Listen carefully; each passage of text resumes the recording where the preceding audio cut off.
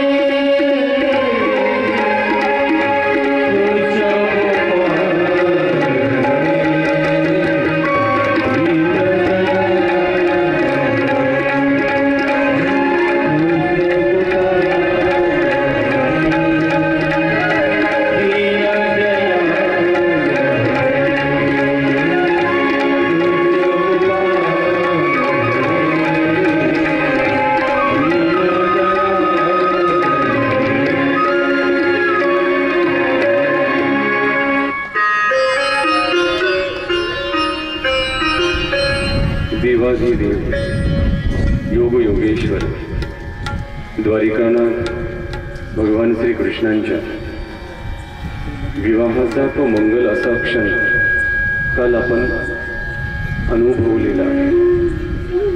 भगवंताच्या गृहस्थाश्रमाचा तो शुभारंभ जो संपूर्ण द्वारका नगरीने अगदी मुक्त मनाने अनुभवलेला होता। जिच्या पाऊलांच्या अगदी पहिल्या स्पर्शाने द्वारकेतील मातीच्या कणाकणाबरोबरच माणसांची मनं सुद्धा अगदी आनंदाने न्हावून निघाली, समाधानाने भरून पावली। अशी ही रुक्मिणी माता तिच्या द्वारकेत येण्याने संपूर्ण द्वारका नगरी अगदी आनंदून गेलेली होती। सौंदर्याबरोबरच सद्गुणांची जणू मूर्तमंत असलेली देवताच या द्वारकेमध्ये अवतरली की काय असा अनुभव पाहणाऱ्याच्या प्रत्येकाच्या नजरेला येत होता। अगदी गेल्या अनेक वर्षांपासून संपूर्ण द्वारका नगरी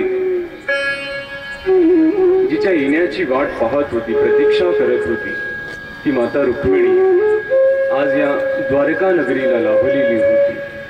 विदर्भ नगराचा राजा भीमक याची ही लाडकी कन्या, हे स्त्री रत्न आज द्वारकेचं सौभाग्य रत्न झालेलं होतं।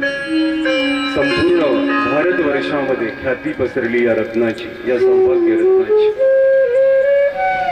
वसुदेव देवकीला जशी सून पाहिजे होती अगदी तशी सून तिच्यामध्ये दिसत होती। भगवान श्री कृष्णांना जशी पत्नी पाहिजे होती तशी पत्नी तिच्यामध्ये दिसत होती। प्रजाजनांना जशी महाराणी हवी होती, जिच्याकडे पाहून अभिमानाने मन भरून यावं अशी महाराणी जी प्रजेला पाहिजे होती, ती महाराणी रुक्मिणीच्या रूपाने या द्वारकेला लाभलेली होती। सगळ्याच नात्यांमध्ये तंतोतंतपणे मावणारी बसणारी ही रुक्मिणी माता आज द्वारकेत येऊन आनंदून गेली होती। जणू आपण कुठे सासरी आलो नाही, आपण आपल्या माहेरीच आहोत असा आनंद अनुभव तिला होतो। स्त्री जीवनाची विविध रूपं असतात।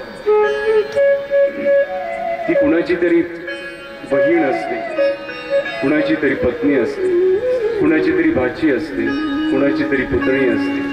या सगळ्या नात्यांना ती न्याय देत असते। सगळ्या नात्यांना ती जेव्हा आई असते तेव्हा ती आईपणामध्ये स्वतःला पूर्णपणे ओतून देते, शिल्लक राहत नाही। ही स्त्री जीवनाची सगळ्यात मोठी किमया आहे। ती जेव्हा आई होते ना तेव्हा ती फक्त आई असते। आपल्या मुलाकरता ती फक्त आई असते। तिच्यातल्या आईपणाची जागा कुणीही भरून काढू शकत नाही, कुणीही भरून काढू शकत नाही। रायगडाच्या पायथ्याला एक छोटस गाव होतं, वाघुसरे नावाचं। तिथे एक हिरा नावाची स्त्री होती, एक कुटुंब राहत होतं। त्या रायगडावरती दूध घालण्याकरता ती रोज जायची। ही हिरा आज तिला अनावधानानं उशीर झाला बाहेर निघण्याकरता। दरवाजे बंद होऊन गेले होते, सायंकाळची वेळ झाली होती, छत्रपतींची आज्ञा होती की सायंकाळच्या वेळेला दरवाजे बंद झाले की कुणीही असो कुणाही करता ते दरवाजे उघडले जात नसायचे। ही स्त्री मात्र आज अनावधानाने हिला उशीर झाला, दरवाजे बंद झाले, हिचं तान्हं बाळ होतं घरामध्ये, त्याला सोडून ती वर दूध घालण्याकरता आलेली होती। तिच्यातली आई जागी झाली आता। दरवाजा बंद होता, मात्र त्या बंद दरवाजात तिला आपल्या बाळाचं रडणं दिसत होतं। त्या बंद दरवाजात आपल्या बाळाचा चेहरा तिला दिसत होता। त्या बंद दरवाजात आपल्या बाळाच्या पोटातली भूक तिला दिसत होती। ती कासावीस झाली। तिथल्या माणसांना म्हटले की मला जाऊ दे, माझं बाळ भुकेलं असेल, मी गेल्याशिवाय ते झोपणार नाही, मला जाऊ द्या तुम्ही।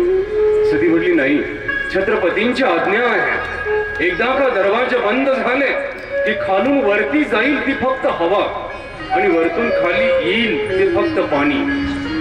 कुणालाही मुभा नव्हती। ती गैवया करत होती, कासावीस झालेली, मात्र ते दरवाजे उघडत नव्हते। आता मात्र काय करावं, सैरावैरा झाली, बेचैन झाली, अस्वस्थ झाली। तिच्यातली आई तिला स्वस्थ बसू देत नव्हती. इकडे तिकडे बघितला तर एकदम काळोख चीर झालेला होता, अंधार पडलेला होता, रात किड्यांचा आवाज कानावरती पडत होता. गडावरनं इकडे तिकडे पाहत होती, कुठून उतरावं कुठून उतरावं. आणि एका क्षणाला तिने विचार केला की इथून आपण खाली उतरायचं. गड अगदी खोल होता, 4500 फूट खाली होता. तिने कसलाही विचार केला, कसलाही विचार केला. बघा, जेव्हा स्त्री आई होते, ती जेव्हा आई असते तेव्हा ती मरण्याला सुद्धा घाबरत नाही. आपल्या मुलाकरता तिने अगदी दोरी बांधली त्या गडाच्या वरती एका टेकडीला, आणि त्या दोरीला धरून आता ती पावला पावलानं खाली उतरायला लागली. अंग ओरबडल्या जात होतं, ओरखडल्या जात होतं, धारदार काटे अंगाला बोचल्या जात होते, रक्त बाहेर येत होतं शरीरातून. मात्र कसलीही पर्वा न करता तिला फक्त आपलं मूल दिसत होतं, मुलाच्या पोटातली भूक दिसत होती, त्याच्या डोळ्यातले अश्रू दिसत होते. भराभर भार उतरावी तशी ती खाली उतरत होती. उतरली, अगदी काही तासात ती खाली उतरली. आणि उतरता क्षणी सर्व अंग ओरबडलेलं होतं, जखमा झालेल्या होत्या ठिकठिकाणी.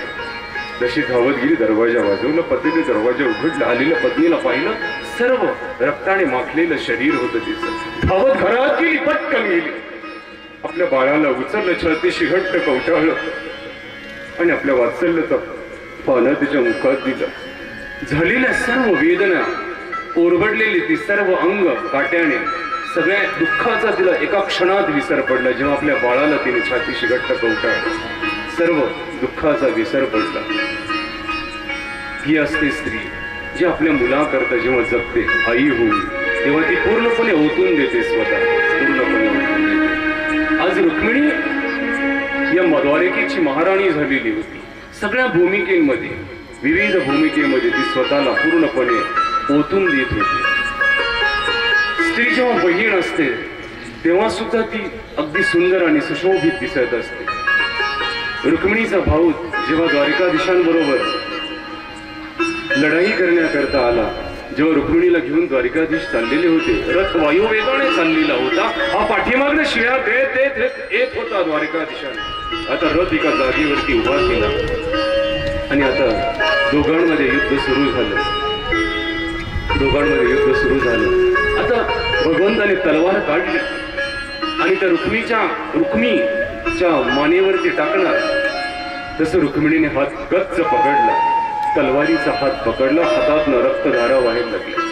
भरल्या डोळ्यांनी द्वारकाधीशांकडे पाहिलं आणि सांगितलं, हे द्वारिकानाथ, हे कृष्ण कन्हैया, हे प्राणनाथ, माझ्या भावाच्या रक्ताने माखलेलं हे हात घेऊन तुम्ही मला द्वारकेत घेऊन जाणार आहात. त्याला अभय द्या, तुम्ही त्याला मुक्त करून टाका. तो माझा भाऊ आहे, तो चिडला असेल, माझ्यावर संतापला असेल, मात्र भाऊ आहे तो, त्याला आपण अभय द्या. भगवंतांनी त्या क्षणाला रुक्मिणीच्या डोळ्यात पाहिलं आपल्या भावाविषयी असलेलं प्रेम आणि त्याला अभय देऊन टाकलं. ही असते स्त्री. ती जेव्हा बहीण असते तेव्हा सुद्धा ती स्वतःला पूर्णपणे ओढून देते त्या नात्यामध्ये. अशी ही रुक्मिणी माता, तिने भगवंताला फक्त ऐकलं, श्रवण केलं, त्याचं गुण ऐकले, त्याचा पराक्रम ऐकलं, त्याचं शौर्य ऐकलं, त्याचं सौंदर्य श्रवण केलं आणि मनोमन आपलं मन भगवंताच्या चरणी अर्पण करून टाकलं. आणि आज ही रुक्मिणी माता भगवंताची पट्टराणी झालेली होती. हा क्षण तिने कमावलेला होता आपल्या आयुष्यामध्ये. भगवंताच्या इतक्या जवळ जाणं सहज शक्य नाही, भगवंताच्या जवळ बसणं इतकं सहज शक्य नाही. हा क्षण रुक्मिणीने कमावलेला होता. जन्मोजन्मीची ती पुण्याई होती, जन्मोजन्मीची पुण्याई होती. कुठल्या तरी श्वासात तिने सुरुवात केली होती, कुठल्या तरी श्वासात तिने देवाला मागितलं होतं, कुठल्या तरी श्वासात तिने देवाला मन अर्पण केलं होतं. आणि या श्वासाश्वासांची एक माळ तयार झाली आणि ती माळ आज रुक्मिणीने भगवंताच्या गळ्यात घातली आणि भगवंताची ती पट्टराणी झाली. आणि म्हणून आपल्याला सुरुवात करावी लागते कुठल्या तरी श्वासामध्ये. आपल्याला परमार्थाची सुरुवात कुठल्या तरी श्वासात करावी लागते. तेव्हा एक श्वास त्याची माळ तयार होते आणि मग भगवंताचं आणि आपलं मिलन होतं कुठल्या तरी जन्मामध्ये. आणि म्हणून श्वास महत्वाचा आहे. आपल्या जीवनामध्ये श्वास महत्वाचा आहे. आपण कुठल्या श्वासात सुरुवात करतो परमार्थाची, तो श्वास महत्वाचा आहे. माऊलीला होता. कोणताही चांगला क्षण एकाएकी आपल्या आयुष्यात येत नसतो. तुम्ही म्हणाले की एकाएकी मला देव भेटेल आणि मी त्याला ओळखेल, असं नाही होऊ शकणार. आपल्याला कुठल्या तरी जन्मात सुरुवात करावी लागते, तेव्हा ती श्वासांची माळ अशी पक्की पक्की होत जाते आणि मग भगवंत आपल्या समोर आला की त्या क्षणाला आपण त्याला ओळखतो. नाहीतर तो क्षण आपल्या अंतरावरून निघून जातो. श्वासाच्या अंतरावरून, हाताच्या अंतरावरून तो भगवंताच्या भेटीचा क्षण निघून जातो, मात्र आपण त्याला ओळखू शकत नाही. ओळखतो को आपण.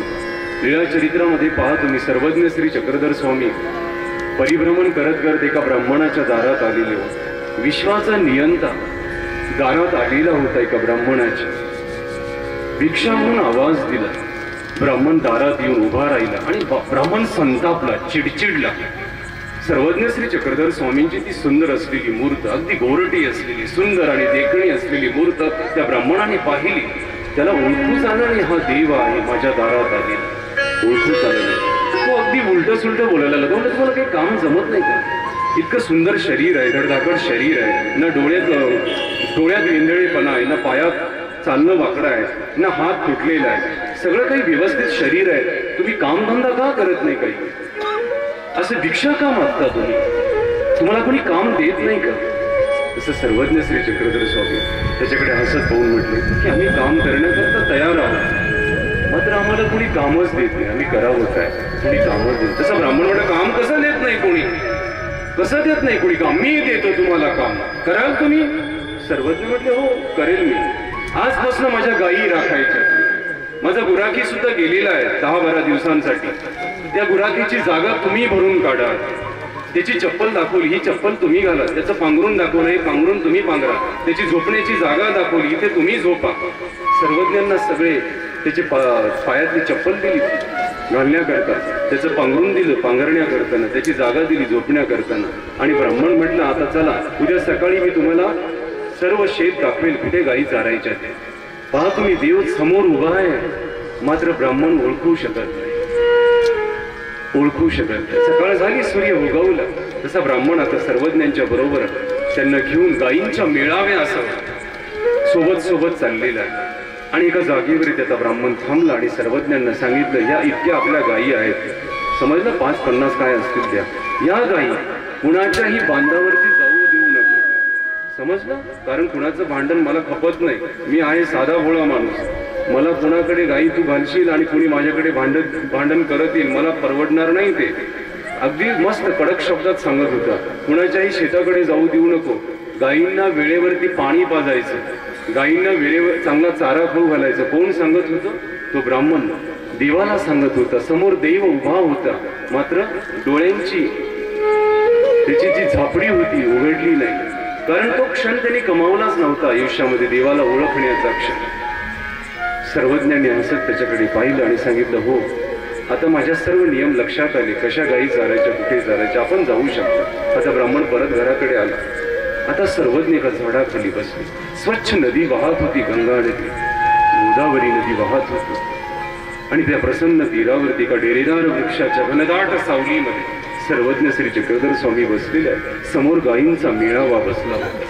सर्वज्ञांकडे पाहत होत्या या गायी. समोर हिरवा चारा होता इकडे तिकडे विखुरलेला, मात्र गायी चाऱ्याकडे बघत नव्हत्या. गायी पाहत होत्या सर्वज्ञांच्या मुखकमलाकडे. गायी पाहत होत्या सर्वज्ञांच्या डोळ्यांमध्ये. ते डोळे तेच होते द्वापर युगामध्ये जे श्रीकृष्ण भगवंतांचे डोळे होते. या डोळ्यांमध्ये तीच करुणा होती जी द्वापर युगामध्ये श्रीकृष्णांच्या नेत्रांमध्ये करुणा होती, प्रेम होतं.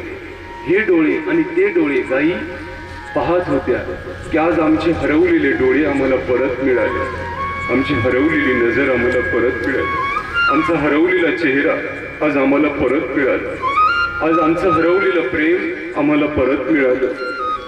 गायींना आनंद झाला की आमचा द्वारिकाधीश, आमचा कन्हैया आज आम्हाला परत मिळाला. आणि म्हणून गायी अगदी कासावीस होऊन डोळ्यात प्राण आणून सर्वज्ञांचं रूप चाऱ्यासारखं खात होती. कधी तास, 2 तास, 3 तास निघून गेले. सूर्य माथ्यावरती आला तरी सुद्धा कळालं नाही ते गायींना. सायंकाळ झाली तरी सुद्धा गायींनी चाऱ्याला तोंड लावलं नाही, गायींनी पाण्याला जीभ लावली. आणि सर्वज्ञ आता हा गायींचा मेळावा घेऊन त्या ब्राह्मणाच्या घराच्या दिशेने निघाली. आता गायी अंगणात आल्या. ब्राह्मण धावत बाहेर आला. आता सर्व गायी बांधण्याचा नियम सर्वज्ञांनी सांगितलं होतं की मी गायी सोडेल मात्र मी बांधणार नाही. मी सोडेल मात्र बांधणार नाही. मी गायींना चारा खाऊ घालेल मात्र गायींचं दोहन करणार. इथे परमेश्वराचा हा कृपेचा भाव आपल्याला दिसून येतो की परमेश्वर हा मुक्त करणारा आहे. तुम्हाला बंधनातून मुक्त करणार. तो कधी बांधू शकत नाही. तो परमेश्वर तुम्हाला जे काही देतो त्याच्या मोबदल्यात तुम्हाला काहीच मागत नाही. त्याच्या मोबदल्यात काहीच. त्याने एवढं सुंदर शरीर दिलं. त्याने तुमच्यावर बळजबरी केली नाही की तुम्ही इथे येऊन बसा की तुम्ही माझं स्मरण केलंच पाहिजे नाही तर तुमच्या घराची लाईट मी 24 तास बंद करेल अशी दिली का धमकी तुम्हाला? नाही. तुमची इच्छा. जर देवाचं स्मरण करू वाटलं तर करा. त्यामध्ये कल्याण तुमचं होणार आहे. कथा ऐकावीशी वाटली तर ऐका. त्यामध्ये कल्याण देवाचं नाही होणार, तुमचं होणार आहे.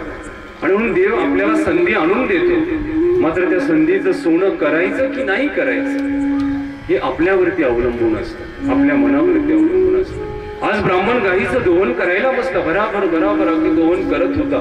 हात अगदी त्याचे दुखून गेले. ते दूध काढता काढता मात्र दूध संपत नव्हतं. पहिल्यापेक्षाही दुप्पट दूध त्या गायी देत होत्या. पहिल्यापेक्षा ब्राह्मण अगदी दूध काढता काढता आनंदून गेला. तोडला, अरे गुराखी तू चांगला भेटलास रे आम्हाला. तो पहिला गुराखी होता आमच्याकडे. तर गायी इतकं दूध सुद्धा देत नव्हत्या. सर्वज्ञांच्या मूर्तीकडे पाहत पाहत दूध काढत होता आणि सांगत होता फार चांगला गुराखी भेटला. दुप्पट दूध झालं. आता दुप्पट दही झालं. आता दुप्पट ताक झालं. दुप्पट लोणी झालं आणि दुप्पट तूप झालं. ब्राह्मण एका क्षणात आनंदून गेला. पत्नीला म्हटलं, बघ ना, अगं बघ मी बोललो त्याचा फायदा किती झाला. मी त्याला चरा चरा चरा बोललो त्या गुराखी जो आपल्याला नवीन मिळालाय आणि बघ आज त्याच्यामुळे आपला फायदा किती झाला. आपल्या गायींनी दुप्पट दूध द्यायला सुरुवात केली. दुप्पट दूध झालं, दही झालं, तूप झालं. आज आपण श्रीमंत होत चाललो. तशी ती ब्राह्मणी सुद्धा आनंदून गेली. ती म्हटली, हो ना, बरोबर आहे. 1 दिवस गेला, 2 दिवस, 3 दिवस. 4थ्या दिवशी ब्राह्मण परत सर्वज्ञांच्या सोबत निघाला. त्यांना पुढे काढून दिलं आणि परत थांबला. इकडून दुसरा गुराखी जवळ आला. म्हटलं, काय तात्याला फार आनंदित दिसता तुम्ही. ते म्हटले, हो आनंदित राहण्यासारखंच तर कारण आहे. इतका चांगला गुराखी मला मिळाला. पहिल्यापेक्षाही दुप्पट गाई तुम्हाला दूध देत आहेत. तो म्हणला, हो तात्याराव तुमचं डोकं ठिकाण्यावर आहे का? ते म्हणलं, काय अहो काय कसला गुराखी तुम्ही आणला? दिवसभर बसलेला असतो झाडाखाली. दिवसभर मी बघतो येता जाताना. मी गाईंना चारा खाऊ घालण्याकरता जातो. इकडे पाहतो तुमचा गुराखी बसलेलाच असतो झाडाखाली. मी गाईंना पाणी पाजण्याकरता नदीवरती घेऊन जातो. पाहतो तुमचा गुराखी बसलेलाच असतो. काहीच करत नाही. गायी सुद्धा बसलेल्या असतात आणि तुम्ही म्हणता चांगला गुराखी मिळाला, काढून टाका लवकर कामावरून. तसं ब्राह्मण चकित झालं. विचार करायला लागला. ब्राह्मण म्हटलं, हा सांगतो ते खरं की गायी दुप्पट दूध देतात ते खरं. नेमकं खरं कुणाचं मानावं? मग ब्राह्मणाने विचार केला रात्रभर. सकाळी ब्राह्मण म्हटला की मी आज स्वतः जाऊन बघणार. स्वतः जाऊन बघितलं. आणि ब्राह्मण आता सर्वज्ञांच्या मागे मागे मागे मागे एक पाऊल टाकत आला. सर्वज्ञ त्या झाडाखाली येऊन बसलेले आहेत. समोर गायींचा मेळावा बसलेला होता. गायी अगदी डोळ्यात प्राण आणून सर्वज्ञांची मूर्त पाहत होत्या. हे द्वारिकानाथ, हे कृष्ण कन्हैया, हे मुरली मनोहर, आज तुझ्या बासरीचे सूर आमच्या कानावरती पडून आज तुझं दर्शन आम्हाला किती वर्षानंतर होतं. आम्ही हरवलो होतो. आम्ही हरवून गेलो होतो. आज तुझ्या दर्शनाने आम्ही कृतार्थ झालो. जणू गायी देवाशी बोलत होत्या. त्या वासरांना देव कळाला, त्या गायींना देव कळाला. मात्र माणसाला देव कळाला नाही. माणसाला कळाला नाही देव. तो ब्राह्मण पाहत होता. एका झाडाच्या आड उभा राहून पाहत होता आणि ब्राह्मणाच्या लक्षात आलं. गायींची नजर वाचली त्या ब्राह्मणाने. गायींची नजर वाचली.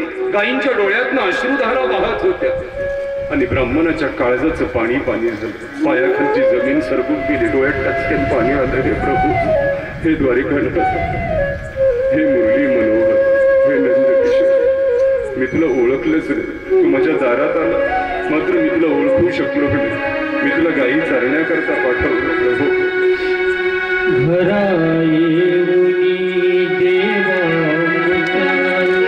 राखिलास गाई परी तुझ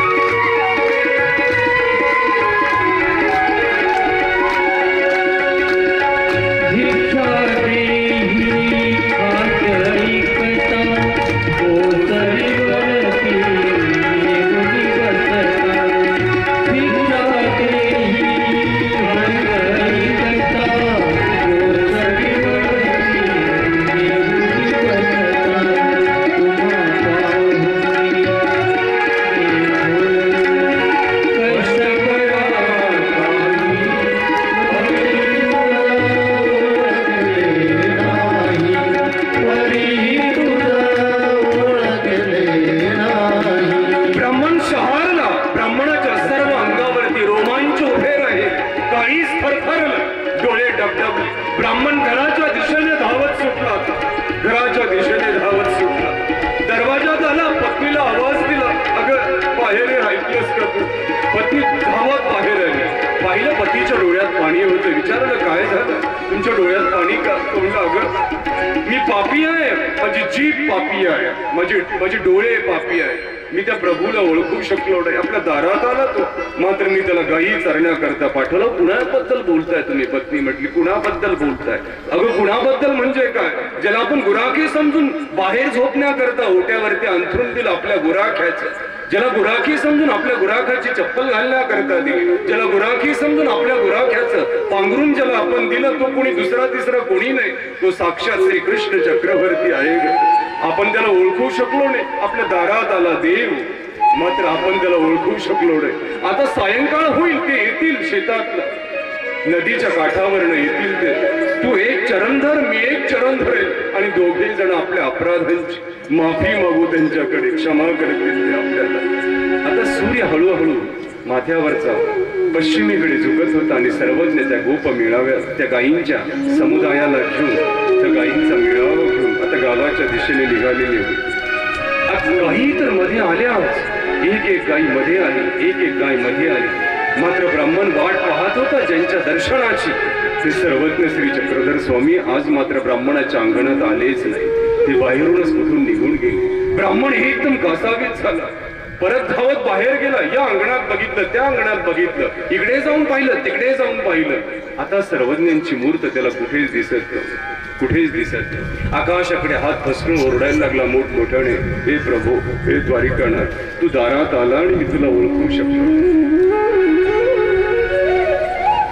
तो क्षण जर आपण कमावलेला नसेल तर तो देव हाताच्या अंतरावरून निघून जाईल, आपल्या श्वासाच्या अंतरावरून निघून जाईल, मात्र आपल्याला ओळखू येणार नाही. रुक्मिणीने भगवंताला कमावलेलं होतं.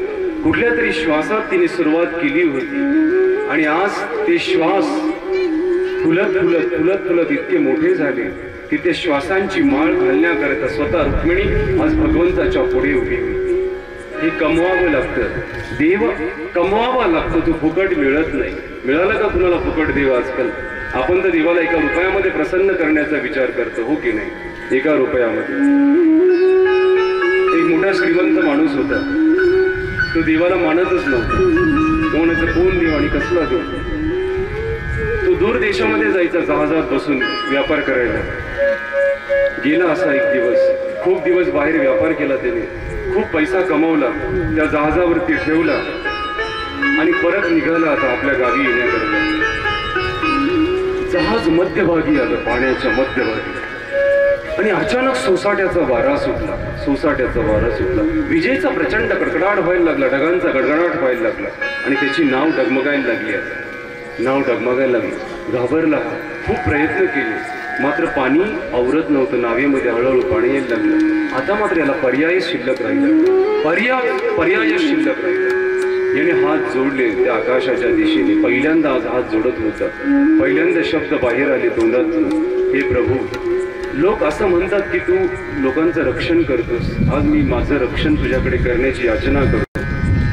मी जर जगलो, वाचलो, सुखरूप माझ्या घरी पोहोचलो तर माझा बंगला विकून बंगल्याची येणारी जी काही मिळकत असेल ती मी तुझ्या मंदिरात, तुझ्या दानपेटीत अर्पण करून टाकेन. इतका मोठा नवस त्याने देवाला केला आणि संयोगाने तो वारा थांबून गेला. संयोगाने विजेचा कडकडाट बंद होऊन गेला.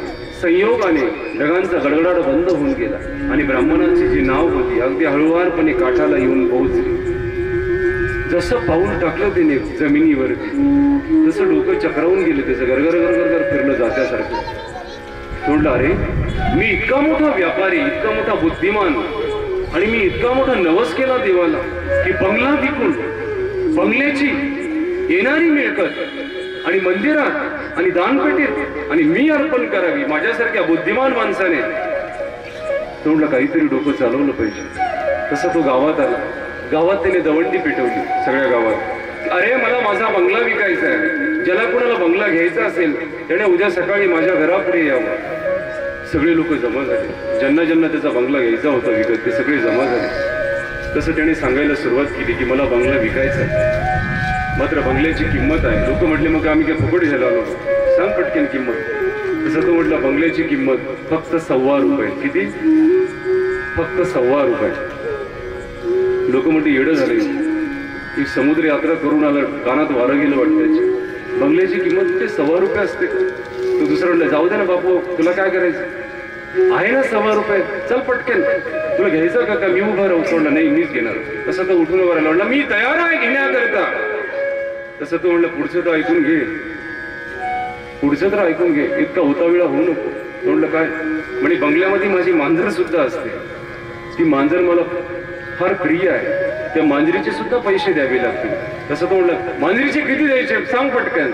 त्याला म्हटलं बंगल्याचं ₹1,000, तर मांजरीचं कदाचित 10 पैसे 5 पैसे असं सांगेल. तो म्हणलं मांजरीचे 40 लाख रुपये. किती? 40 लाख. ते म्हणलं अरे वेळ झालं, बंगल्याचा ₹1,000 आणि मांजरीचे 40 लाख. तरी तो म्हणलं काही अडचण नाही, मी तयार आहे घेण्याकरता, चल पटकन बंगला खाली कर. हे घे मांजरीचे 40 लाख, बंगल्याचे ₹1,000, चल पटकन बाहेर आहे. त्याने बंगला खाली केला. तसा हा इकडे तिकडे कुठेच गेला नाही. ते ₹100 नाणं घेतलं, पावलं टाकत टाकत टाकत टाकत मंदिरात आला. टणकन घंटा वाजवली, मंदिरात आला, हात जोडले, हे देवा मी तुला नवस केला होता, जर मी जगलो वाचलो सुखरूप माझ्या घरी पोहोचलो तर मी माझा बंगला विकून माझ्या बंगल्याची येणारी जी मिळकत आहे ती मी तुझ्या मंदिरात तुझ्या दानपेटीत तुला अर्पण करून टाकेल. मी माझा बंगला विकलेला आहे, बंगल्याची ही आलेली किंमत ₹1,000 मी आज तुझ्या मंदिरात तुझ्या दानपेटीत अर्पण करून टाकत आहे. खणखण नाणं वाचलं. मात्र बंगल्याची मांजर आहे, तिच्याबद्दल आपलं काहीच बोलणं झालेलं नव्हतं. म्हणून मांजरीचे जे 40 लाख आहेत ते माझे आहेत, त्याच्याबद्दल काही बोलणं झालेलं नव्हतं. आपण देवाला सुद्धा फसवतो, हो की नाही? देवाला सुद्धा. मग तो देव आपल्याला मिळू शकेल का? तो काय फुकट मिळतो का? एका ₹1,000 देव मिळू शकतो का कुणाला? तुम्ही आपण नारळ वाहिलं म्हणजे देव मिळेलच का? तुम्हाला पान वाहिलं म्हणजे देव मिळेलच का? नाही मिळू शकत. त्याच्याकरता ही कमाई करावी लागते जी रुक्मिणीने केली. श्वास अर्पण करावा लागतो देवाला प्रामाणिकपणे. जेव्हा तुम्ही देवाचं स्मरण करताना आजूबाजूचं सगळं विसरून जावं लागतं, फक्त देवाचं व्हावं लागतं. मग तुम्ही देवापर्यंत पोहोचू शकता, जशी रुक्मिणी माता पोहोचली. हे सहज शक्य नाही देवापर्यंत पोहोच. देवाने तिची पत्रिका वाचली नाही, तिची पत्रिका नाही वाचली, तिचं युगानयुगीचं केलेलं सत्कर्म वाचलं देवाने, युगानयुगीचं केलेलं स्मरण वाचलं देवाने, युगानयुगी केलेली प्रार्थना वाचली देवाने. आपण जेव्हा मंदिरात उभे राहतो ना, देव आपल्या तोंडाकडे नाही पाहत, देव आपला मागचा इतिहास पाहत असतो. याची पानं किती चांगली आहेत मागची, हो की नाही? आपण जरी इकडे तोंडाने किती म्हटलं हे देवा देवा दत्ता दत्ता किती म्हटलो, तो मागचे पानं उलगडून पाहतो. हे मागून कसं चालत आलेलं आहे, पाठीमागून कसं चालत आलंय, हो की नाही? भगवंताने रुक्मिणीच्या पत्रिकेत काय काय पाहिलं? ती किती सुंदर दिसते हे पाहिलं का? तिचं सौंदर्य बघितलं का? किती छान आहे. तिचा राजवाडा बघितलं का? किती मोठा आहे. राजवाडाही पाहिलं नाही. तिचं नाक पाहिलं का? किती सुंदर आहे. डोळे पाहिले का? किती सुंदर आहे. ती दिसायला कशी आहे? काहीच पाहिलं नाही. त्या अक्षरांमध्ये फक्त रुक्मिणीचं मन पाहिलं, रुक्मिणीचं काळीज पाहिलं, रुक्मिणीच्या आत्म्याची पवित्रता त्या अक्षरांमध्ये पाहिली. आणि त्या क्षणाला भगवंताने निर्णय घेतला की रुक्मिणीकडे मी आता गेलो पाहिजे. त्या क्षणाला आपण काय पाहतो लग्न जुळवताना? तुम्ही भागवत कथेचं चिंतन केल्यानंतर तुम्हाला असं दिसणारच नाही कुठे की रुक्मिणीचं आणि देवाचं खूप कडाक्याचं भांडण झालं, फार भांड्यांची आदळापड झाली, फेकून फाकून मारामारी झाली एकदम भांडी.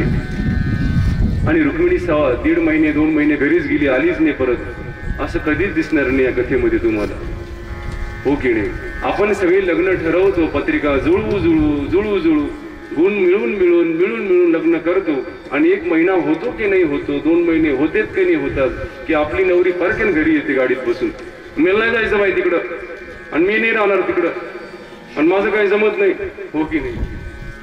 होतं की नाही असं? आपण बाहेर बाहेरचं सर्व पाहतो, जमिनीचे उतारे पाहतो किती आहे, बंगल्याची उंची पाहतो नवरदेवाची किती आहे, त्याचं डोकं पाहतो किती शिकलेलं आहे. मात्र त्याचं मन पाहतो का आपण? त्याचं मन कसं आहे, स्वभाव कसा आहे, या गोष्टी पाहतो का आपण? किंवा नवरी जरी पाहायला जातो, ती नवरी दिसायला सुंदर आहे, बस एवढंच बघतो. नाकी डोळी छान आहे एवढंच बघतो आणि बस हो म्हणून टाकतो आपण. मला सांगा, संसार चांगला करण्याची जबाबदारी चांगल्या नाकाने घेतलेली असते का? नाक फार चांगलं आहे म्हणून संसार चांगला होतो असं कधी झालं का कुणाचं? नाक फार चांगलं म्हणून भांडण झालंच नाही घरात, नाही होऊ शकत असं. संसार चांगला करण्याची जबाबदारी डोळ्यांनी सुद्धा घेतली नाही. तुमचे डोळे किती छान असू द्या, डोळे म्हणतात आम्ही फक्त लग्नापुरते असतो, मेकअप पुरते, काजळ भरण्यापुरते. एकदा घरी गेलो का आमचं काम संपून जातं, हो की नाही? संसार सुंदर करण्याची जबाबदारी चांगल्या नाकाने घेतलेली नसते, चांगल्या डोळ्याने घेतलेली नसते, कातडीच्या रंगाने घेतलेली नसते.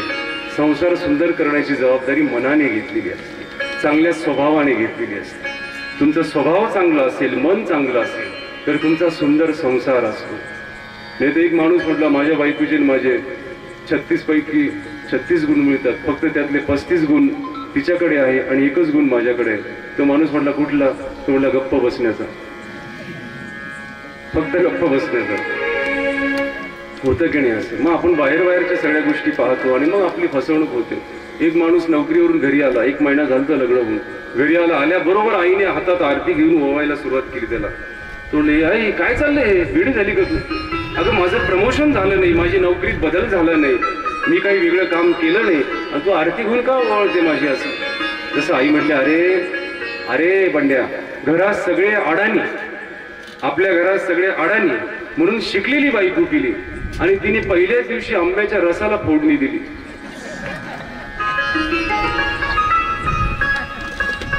होतं की नाही असं आपलं? मग काय पाहिलं तुम्ही त्या नवरी मुलीमध्ये? काय बघतो आपण? बाहेरचं सर्व पाहतो आणि मग आपली लग्न संस्था मोडून जाते आणि मग आपण कोर्टाच्या पायऱ्या चढत राहतो. त्या पत्रिका घरात तशाच असतात, त्याच्यावर आणखी धूळ पण साचलेली नसते. शुभमंगल तसंच असतं, मात्र याचं सगळं वाजलेलं असतं, हो की नाही? आणि म्हणून भगवंत आपल्याला सांगतात की रुक्मिणीसारखं मन असायला हवं, श्रीकृष्णांसारखं मन असायला हवं, पती पत्नींची एकमेकांबद्दल निष्ठा असायला हवी, एकमेकांबद्दल आपुलकी असायला हवी, सहानुभूती असायला हवी, तर संसारिक जीवन, गृहस्थाश्रमाचं जीवन सुंदर होऊ शकते. या कथेमध्ये सगळं काही आहे. आपण गृहस्थाश्रम कसा करावा हे सुद्धा भगवंताने आपल्याला शिकवलेलं आहे. विना कलहाचा गृहस्थाश्रम झाला पाहिजे, कुठला कलह नसला पाहिजे आपल्या जीवनामध्ये, कलह नसला पाहिजे. आणि म्हणून भगवंत आता रुक्मिणी सारखी पत्नी मिळालेली, कधी भांडण झालं नाही, काही झालं नाही. आता दिवस मोठ्या आनंदात चालले होते, या द्वारकेमध्ये मोठ्या आनंदात दिवस चाललेले होते. श्रीकृष्ण गोविंद हरे मुरारी हे नाथ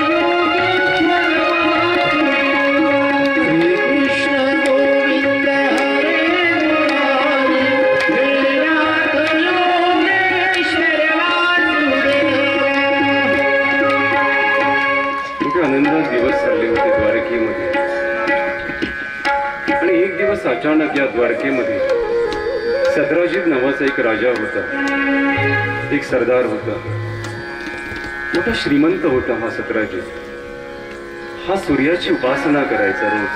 त्याच्या घरामध्ये नेहमी घमघमाट असायचा, धुराचा धुपाचा घमघमाट असायचा नेहमी. एक दिवस सूर्य प्रसन्न झाला त्याच्यावर आणि त्याला एक मणी दिला, सॅमंतक नावाचा चकचकीत असलेला मणी. त्या मण्याची एक विशेषता होती.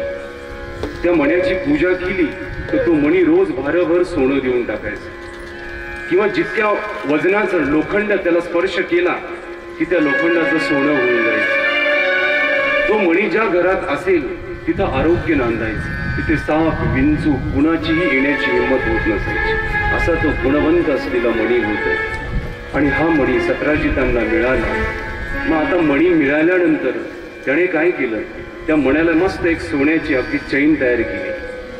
सोन्याची चैन तयार करून गळ्यात घातला तो मणी. मग आता पैसा भरपूर झाल्यानंतर माणूस गप्प बसेल का? तो पैसा असा घरात ठेवू वाटतो का कोणाला? त्या पैशाची गाडी घेतल्या जाईल, त्या पैशाचा बंगला बांधला जाईल, ओके, नाहीतर आणखी 1-2 एकर शेती घेतल्या जाईल, किंवा हातात अंगठ्या घेतल्या जातील, हो की नाही? आपण काय करतो, पैसा आला की आपण तो दाखवण्याचा प्रयत्न करतो. त्या सतराजितांकडे आज सॅमंतक मणी आला होता. मग तो गप्प कसा बसेल घरामध्ये? तो मणी दाखवला पाहिजे आपण, हो की नाही? आपल्यालाही वाटतं आपण जर चांगले कपडे घेतले, चांगली गाडी घेतली तर शेजारच्याने वावा म्हणावं, चांगलं चांगलं म्हणावं, हो की नाही? एका बाईने अशी साडी घेतली, नवऱ्याच्या मागे लागून, भाऊ साडी घ्या, साडी घ्या, साडी घ्या, साडी घ्या म्हणून त्यांनी घेतलीच, इकडून तिकडून 5,000ची घेतलीच. खूप भांडण केल्यानंतर मग आता 5,000ची साडी परिधान करून ती घरात गप्प बसेल, ती स्त्री कशी? ती साडी आता लोकांना दाखवावी म्हणून ती काय केली, शेजारच्या घरी म्हटली, काकू, ओ काकू, मीठ आहे का? ते म्हटली, हो आहे ना, घेऊन जा. मात्र साडीबद्दल काहीच बोलणं झालं. चिडली. परत शेजारच्या गेली, म्हटली, काकू, ओ काकू. ती म्हटली, काय का? म्हणे, तुमच्याकडे मिरच्या आहेत का, थोड्या वाळलेल्या मिरच्या? हो आहे ना, घेऊन जाते, तिकडे कोपऱ्यात पडलेल्या. मात्र साडीबद्दल काहीच बोलली नाही. तिला असं वाटतं या मिरच्या काकूच्या डोक्यावर टाकावं परत अशाच. मात्र साडीबद्दल काहीच बोलणं झालं नाही. परत पुढच्या घरी गेली, म्हटली, ओ काकू, साखर आहे का? ती म्हणली, नाही बाई, आजच संपली साखर. तू हो म्हणून गाडलो, साखरच संपली. परत पुढच्या घरी गेली, म्हणे, हो काकू, काडीपेटी आहे का? ती म्हणली, हो आहे ना काडीपेटी, घेऊन जा, परत आणून द्या लवकर. ती म्हणली, हो आत्ता आणून देते, थोडं 1 तासामध्ये. काडीपेटी दिली. मात्र साडीविषयी काहीच बोलणं झालं. ती म्हणली, काय सगळं गावच वाईट आहे, साडीविषयी कुणीच बोललं नाही. सगळ्या घरी गेली, एका घरी गेली, साडीविषयी कुणीच बोललं नाही. आता संध्याकाळची वेळ झाली, फार घामाघूम झाली. काय करावं? हातात काडीपेटी होती.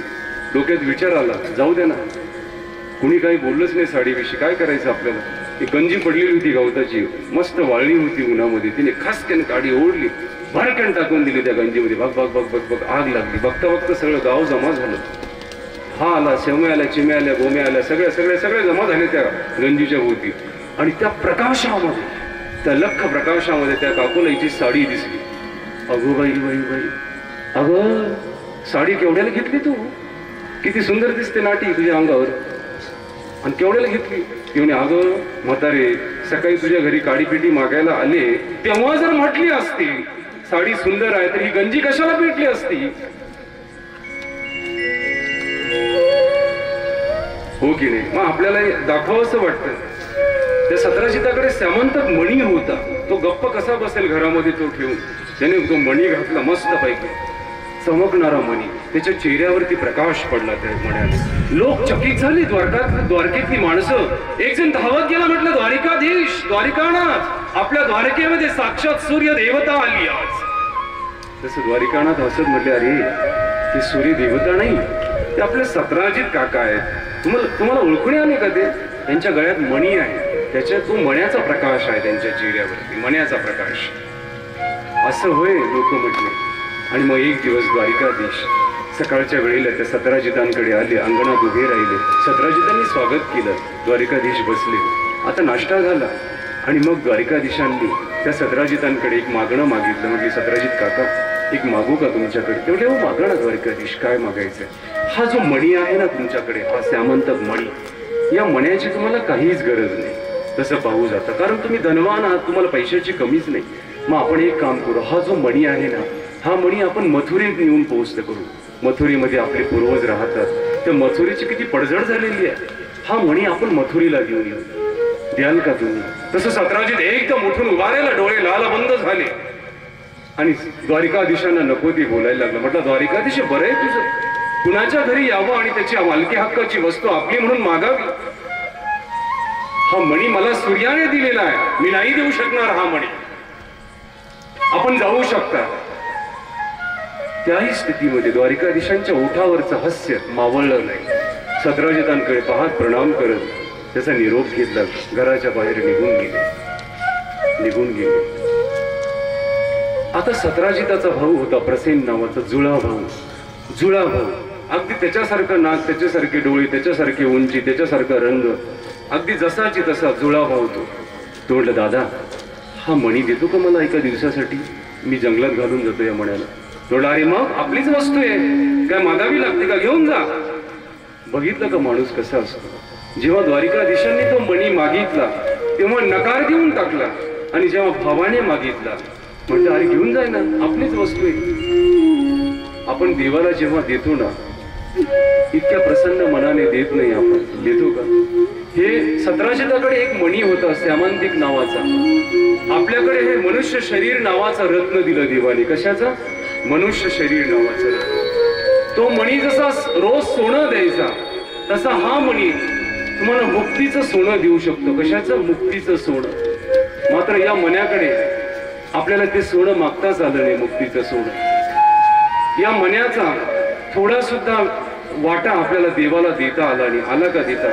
द्वारकाधीशांनी मणी मागितला त्यांच्याकडे तो, आणि देव आपल्याकडे हे जे रत्न आहे, मनुष्य शरीराचं रत्न, याचा एक श्वास मागतात, एक क्षण मागतात. मात्र आपण देतो का आपण तो क्षण? नाही देत आपण. मग नको त्या संसारामध्ये आपण हे रत्न देऊन टाकतो, खर्च करतो. आज हा जो प्रसेन होता, याने हा मणी गळ्यात घातला, घोड्यावरती बसला आणि वाजत गाजत शिकारीला निघाला. वाजत गाजत शिकारीला गेला. दाट अरण्यामध्ये गेला, एकदम दाट अरण्य होतं. अगदी घोड्यावरती बसलेला होता, पहार भाला अगदी खांद्यावरती होता, आणि एका रान डुक्कराच्या मागे पाठलाग करत धावत होता. तसंच एका झुंडीमधनं एक सिंह आला, डरकाळी फोडत मोठा सिंह आला. त्याने झडप घेतली त्याच्यावरती, त्याला खाली लोळवलं जमिनीवर. त्याच्या गळ्यात श्यामंतक मणी होता. त्यांनी पुष्कळ वेळ झुंबाझुंब केली त्या सिंहाबरोबर. मात्र सिंहाची ताकद, मनुष्याची ताकद किती वेळ निभाव लागेल. त्याने अगदी टोकदार पंजांनी, आपल्या टोकदार नखांनी त्याचं सर्व शरीर फाडून टाकलं. सर्व शरीर फाडलं, रक्त बाहेर आलं सर्व शरीरात, छिन्न विछिन्न झालं सर्व शरीर, आणि धाडकेन मरून जमिनीवरती पडला. हा सत्राजिताचा भाऊ, जो श्यामंतक मणी होता, तो रक्ताच्या थरोळ्यात पडलेला होता. आता त्या मण्याला कुणीच वाली नव्हतं. ज्या मण्यासाठी त्याने द्वारकाधीशांना नकार दिला होता, तो मणी आता कुठे पडला होता? जंगलात, रक्ताच्या थारोळ्यात, ज्याला कुणीच वाली नव्हतं. आपण जो पैसा कमावतो ना, धन कमावतो, त्याचा जर उपयोग आपल्याला चांगला करता आला नाही, तर आपला पैसा सुद्धा असा पडून जातो एका कोपऱ्यात कुठेतरी थारोळ्यामध्ये. पहा तुम्ही, आपण पैशासोबत किती प्रामाणिक राहिलो, पैसा कुणाबरोबर प्रामाणिक राहिला का? राहिला का कुणाबरोबर? तुमच्याकडे 100 रुपयाची नोट आहे पाकिटात, आणि तुम्ही असा विचार केला की आता दिवसभर तरी खर्चायची नाही ग बाई, नाही खर्चायची, हो की नाही खर्चायची दिवसभर.